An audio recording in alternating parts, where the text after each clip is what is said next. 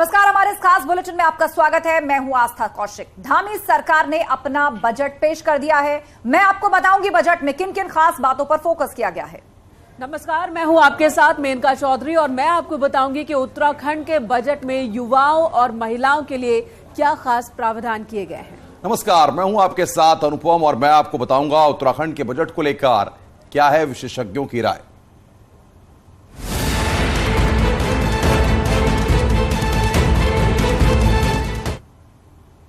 और बजट से जुड़ी हुई अपडेट के साथ बुलेटिन की शुरुआत कर रहे हैं। गैरसैंण में उत्तराखंड सरकार अपना पूर्ण पहला बजट पेश कर चुकी है। 76,552 करोड़ का यह बजट पेश किया गया है और इस बजट में हर वर्ग पर फोकस है। G20 आयोजन के लिए 100 करोड़ रखे गए हैं। एनसीसी कैडेट्स का डाइट बजट बढ़ा दिया गया है। सीएम स्वरोजगार योजना के लिए 40 करोड़ एलोकेट किए गए हैं। प्रतिभा प्रोत्साहन के लिए 11 करोड़ दिए गए हैं। तो उत्कृष्ट क्लस्टर विद्यालय के लिए 51 करोड़ रुपए सरकार ने बजट की तरह रखे हैं। महिला सशक्तिकरण पर फोकस रहेगा। रोजगार स्वरोजगार से लेकर किसानों पर फोकस है। अर्थव्यवस्था को मजबूत करने पर सरकार का जोर है। तो करीब 77,000 करोड़ का बजट पेश किया गया है उत्तराखंड सरकार द्वारा। वित्त मंत्री प्रेमचंद अग्रवाल ने यह बजट पेश किया और दावा यह किया कि बजट में हर वर्ग का ध्यान रखा गया है। प्रदेश को आगे बढ़ाने वाला यह बजट है। महिलाओं से लेकर युवाओं से लेकर समाज के हर वर्ग को कुछ ना कुछ किसी ना किसी योजना और परियोजना से जोड़ा गया है। इसके अलावा कई परियोजनाओं के लिए रोड मैप तैयार किया गया। महिला सशक्तिकरण पर फोकस, रोजगार स्वरोजगार के अवसर कैसे आए, ट्राउट फार्मर को बीमा दिया जाएगा। किसानों के लिए कई प्रावधान किए गए हैं। किसानों को पूरा इकोसिस्टम देने की तैयारी सरकार कर रही है। 50,000 से ज्यादा पॉली हाउसेस बनाए जाएंगे। इसके अलावा पशुओं जैसे गाय या भैंस को यूआईडी टैग दिया जाएगा। ट्राउट फार्मर को बीमा दिया जाएगा। किसानों और पशुपालकों के लिए प्रावधान किए गए। इसके अलावा मंडियों को राष्ट्रीय बाजार से जोड़ने की कोशिश करेगी सरकार। किसानों को पूरा इकोसिस्टम देने की तैयारी सरकार कर रही है, जिस पर काम किया जा रहा है। तो धामी सरकार का धाकड़ बजट इसे कहा जा रहा है। गैरसैंण में धामी सरकार ने अपना पहला पूर्ण बजट पेश किया है, जिसमें कहा जा रहा है कि हर वर्ग का ध्यान रखा गया है। हर वर्ग को फोकस किया गया है। युवाओं को अवसर कैसे मिले, चाहे रोजगार के माध्यम से जोड़ना हो या स्वरोजगार की अपॉर्चुनिटी हो, उसमें सरकार किस तरह मदद करेगी, कितना खर्च करेगी, उसका लेखा जोखा वित्त मंत्री पेश कर रहे हैं।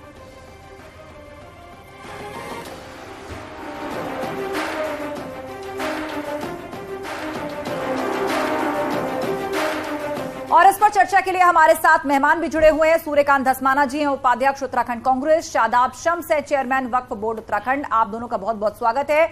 तो सूर्यकांत धस्माना जी, आप भी सुन रहे होंगे इस बजट को। प्रेमचंद अग्रवाल एक एक करके बता रहे हैं। इसको कहा जा रहा है कि ये धाकड़ बजट है, क्योंकि समाज के सभी वर्गों का ध्यान रखा जा रहा है। महिला सशक्तिकरण से लेकर युवाओं को रोजगार, स्वरोजगार, किसानों, सबके लिए सरकार ने अच्छे खासे प्रावधान किए हैं, ये दावा है। नहीं, दावा करने में कोई नुकसान नहीं है, लेकिन आप देखें बजट में कोई नयापन, कोई नई दृष्टि, इतने बड़े बहुमत से, और सरकार रिपीट हो रही है। सरकार ऐसा नहीं है कि नई सरकार हो। पहले 5 वर्ष इसी पार्टी की सरकार और अब नई सरकार, और नई सरकार के बजट में कोई नई दृष्टि नहीं है, कोई नयापन नहीं है। पुरानी शराब नई बोतल में। आप अगर नौजवानों से लेकर के, युवाओं से लेकर के, महिलाओं के कल्याण से लेकर के, समाज कल्याण के विषय पर, स्वास्थ्य के विषय पर, स्वास्थ्य सेवाओं का जो पूरे राज्य में हाल है, हमारे 13 जनपद जो उत्तराखंड के अंदर हैं, जिनमें से 10 पूर्ण रूप से पर्वतीय जनपद हैं, पहाड़ों के जनपद हैं, उसके सारे जितने हमारे जिला अस्पताल हैं वो रेफरल हॉस्पिटल्स बन गए हैं। केवल वो हायर सेंटरों को रेफर करते हैं। वहां पे चाहे ऑर्थोपेडिक डिपार्टमेंट हो, चाहे न्यूरो डिपार्टमेंट हो, चाहे कार्डियोलॉजी डिपार्टमेंट हो, जितने विभाग जो महत्वपूर्ण विभाग हैं जहां इलाज होना चाहिए, उन अस्पतालों में अगर उत्तरकाशी, अगर कोई गोपेश्वर, रुद्रप्रयाग, पौड़ी, इन अस्पतालों में कोई जाता है तो उसको देहरादून हायर सेंटर में रेफर कर देते हैं। इसी प्रकार से उत्तरकाशी, आपके पिथौरागढ़ हो, आपका चंपावत हो, आपका अल्मोड़ा हो, जो कुमाऊं के क्षेत्र के जो जिला अस्पताल हैं, वहाँ के मरीजों को हल्द्वानी रेफर कर दिया जाता है। और राज्य के अंदर जो सुपर स्पेशलिस्ट डॉक्टर्स हैं, जो हमारे तमाम पूरे राज्य के जिला अस्पताल हैं, उन जिला अस्पतालों में जो सुविधाएं होनी चाहिए, चाहे न्यूरोलॉजी डिपार्टमेंट हो, चाहे कार्डियक डिपार्टमेंट। आप स्वास्थ्य सेवाओं को लेकर, सूर्यकांत धस्माना जी, आप स्वास्थ्य सेवाओं को लेकर सवाल खड़े कर रहे हैं कि वहां पर सरकार को और इन्वेस्ट करने की जरूरत है। दूर दराज के इलाकों में लोगों को उचित इलाज मिले, पहाड़ों पर विशेष तरह से सुविधाएं बने, इस पर सरकार को फोकस करना चाहिए, ये आपका सवाल है। शादाब शम्स हमारे साथ है, चेयरमैन वक्फ बोर्ड उत्तराखंड। शादाब जी, इसको अमृत काल का पहला पूर्णकाल बजट कह रही है सरकार, धाकड़ बजट कह के इसे पेश किया जा रहा है और टारगेट रखा गया है कि पर्यटन में नंबर 1 बनाएंगे उत्तराखंड को। इसी से अवसर पैदा होंगे सबके लिए, सबको रोजगार मिलेगा, सबका विकास होगा।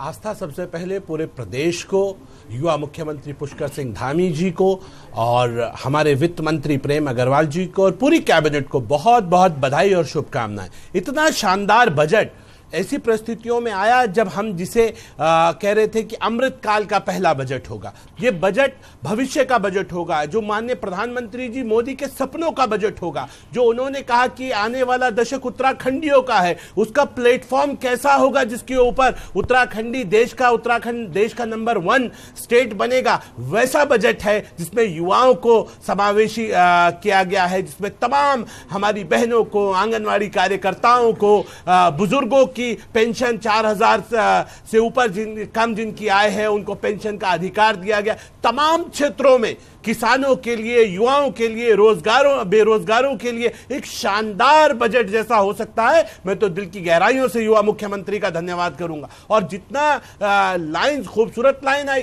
कि रोड्स के साथ साथ जो विकास हमारा, पहाड़ पर ट्रेन जा रही है चारों तरफ, 400 करोड़ तो मात्र जो मुफ्त उपचार, उत्तराखंड देश का पहला स्टेट है, उत्तराखंड मुफ्त उपचार दे रहा है 5 लाख का अपने हर उत्तराखंडी को, उसके लिए 400 करोड़ रुपए का प्रावधान किया गया। तमाम योजनाओं के साथ आयुष्मान भारत अलग है, लेकिन अटल आयुष्मान के लिए इतना बड़ा प्रावधान।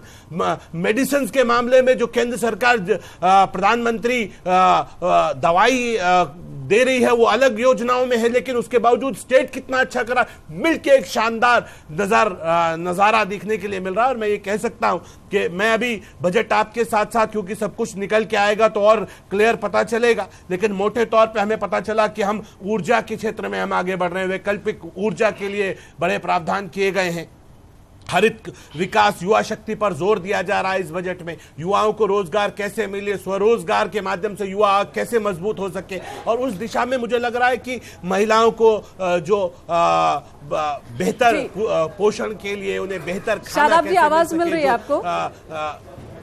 सवाल ये है जो विपक्ष में उठा रहा है, आपको भी गिनती करने में थोड़ी तकलीफ हो रही है कि क्या क्या प्रावधान किए गए हैं। 65,000 करोड़ का बजट पिछली बार था, इस बार इसे बढ़ा दिया गया, 11,000 करोड़ रुपए ज्यादा हो गए हैं। बावजूद इसके आपके पास इतने पैसे कहां हैं? जो योजनाएं आप बना रहे हैं, पैसे कहां हैं खर्च करने के लिए? सैलरी देने में दिक्कत हो रही है कर्मचारियों को, और विपक्ष भी यही सवाल खड़े कर रहा है कि ये पैसे आएंगे कहां से? अमेरिका हम दुनिया की आध्यात्मिक राजधानी है, पूरी दुनिया का तीर्थाटन हमारे यहाँ आना चाहते हैं लोग। उसके ऊपर आप देख रहे हैं जो उमड़ के भीड़ आ रही है, जो आस्थावान लोग हैं वो उत्तराखंड आ रहे हैं। पर्यटन की दृष्टि में हम बहुत बेहतर कर रहे हैं, बहुत बड़ी छलांग हमने मारी है। और अर्थव्यवस्था को मजबूत करना, ये मेरी सरकार जो प्लेटफॉर्म तैयार कर रही है, जो 5 साल में हमने किया, जिससे हमारी अर्थव्यवस्था आगे बढ़ती हुई दिखाई दे रही है।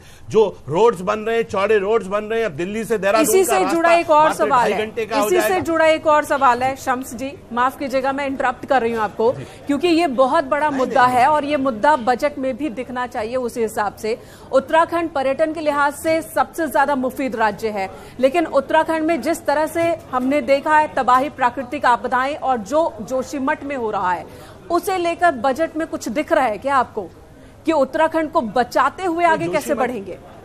इकोलॉजी और इकोनॉमी दोनों की बात करते हैं धामी जी। मेनका देखिए, हम बहुत ईमानदारी के साथ यहाँ के पर्यटन को बचाते हुए विकास के पथ पर आगे बढ़ना हमारा सरकार का लक्ष्य है।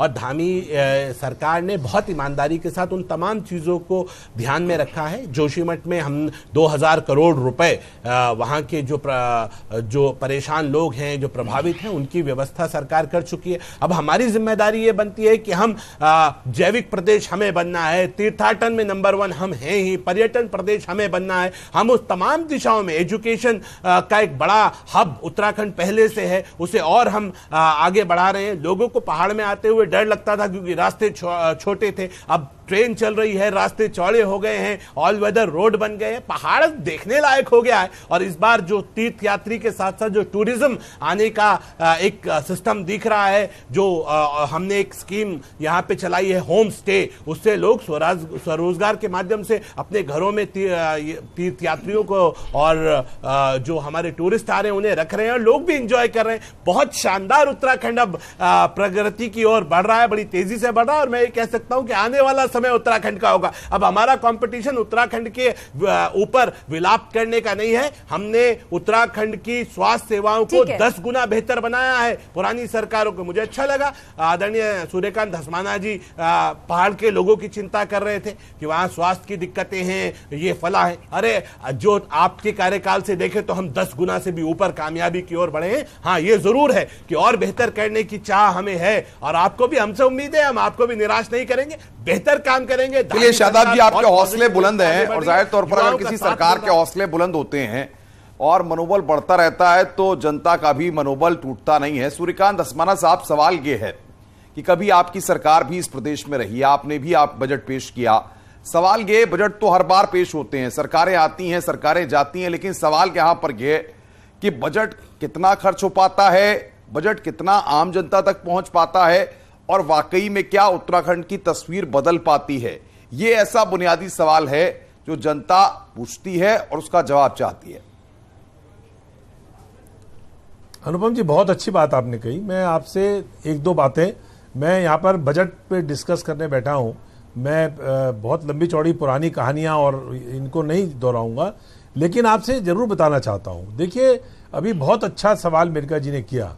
जोशीमठ गेटवे ऑफ बद्रीनाथ है, it is a gateway of Badrinath, और वो एकमात्र रास्ता है चीन के बॉर्डर तक पहुंचने का। रैणी की जो आपदा आई जिसमें लगभग 225 लोगों की जान गई, उसमें भी आपने पढ़ा होगा सुप्रीम कोर्ट ने सरकार को नोटिस भी दिए हैं।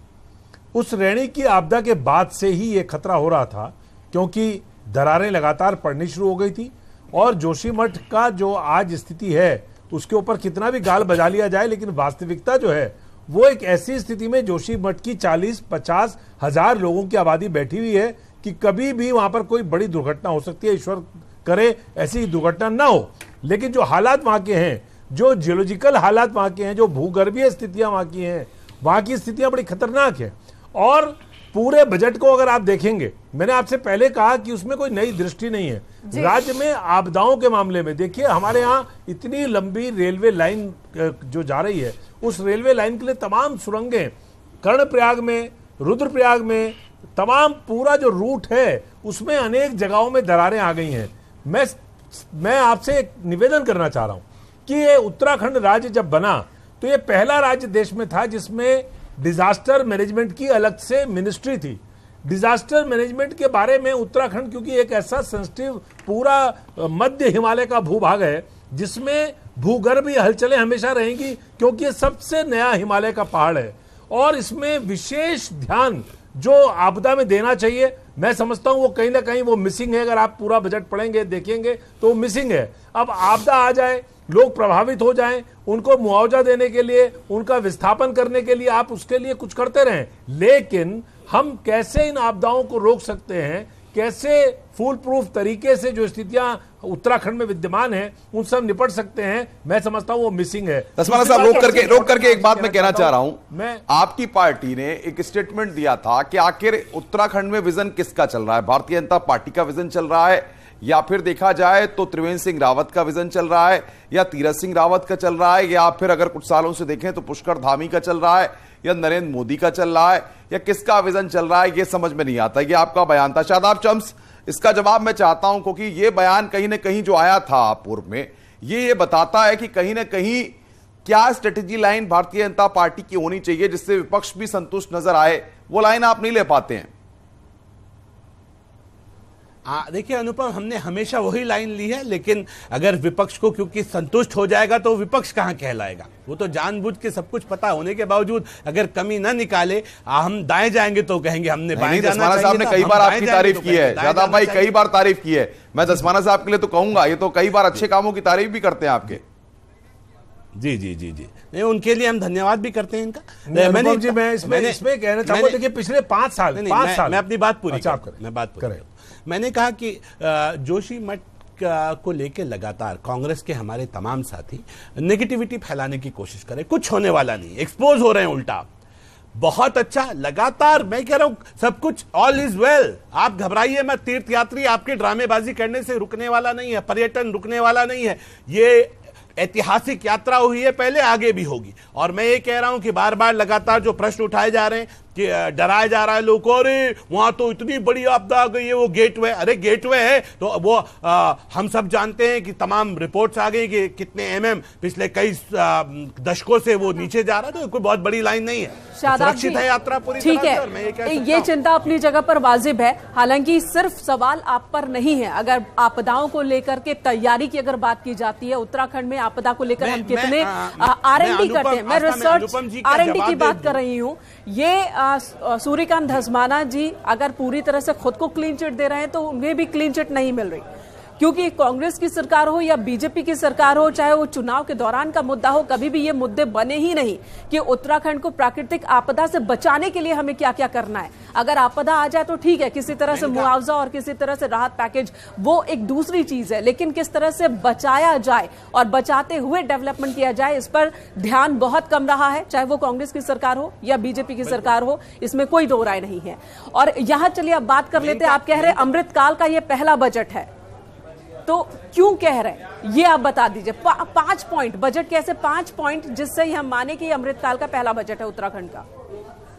बिल्कुल, मैं इनका सबसे पहले तो अनुपम जी की बात का वो बता दूं जो उन्होंने कहा था कि किसकी विजन का बजट है, ये धामी जी का है, त्रिवेंद्र जी का है, फला जी का। ये असल में ये विजन भारतीय जनता पार्टी और हमारे विचार का बजट है, और ये सब लोग इसी में समावेशी हैं। हम कोई किसी से नहीं, जो भारतीय जनता पार्टी के पूर्व नेताओं ने निर्णय लिया, जो आज निर्णय ले रहा, वो सब हमारे निर्णय हैं। वो मेरे वैचारिक निर्णय हैं कि कैसे दुनिया की आध्यात्मिक राजधानी, सबसे बड़ी हमारी आस्था का केंद्र देवभूमि, सबसे सुंदर कैसे बने। बिल्कुल साफ है कि देश की नहीं दुनिया की आध्यात्मिक राजधानी के तौर पर उत्तराखंड को आगे लेकर जाना है। इकोनॉमी का भी ध्यान रखना है, उसके साथ साथ जियोलॉजी का भी ध्यान रखना है। आप सभी मेहमानों का बहुत बहुत शुक्रिया इस चर्चा में शामिल होने के लिए। तो एक तरफ सरकार ने बजट पेश कर दिया है, दूसरी तरफ विपक्ष के भी अपने सवाल हैं। इससे जुड़ी हुई खबर और चर्चा आगे भी हम करेंगे, कुछ और खबरों के साथ लौटेंगे, फिलहाल एक ब्रेक। जल्द हाजिर होते हैं।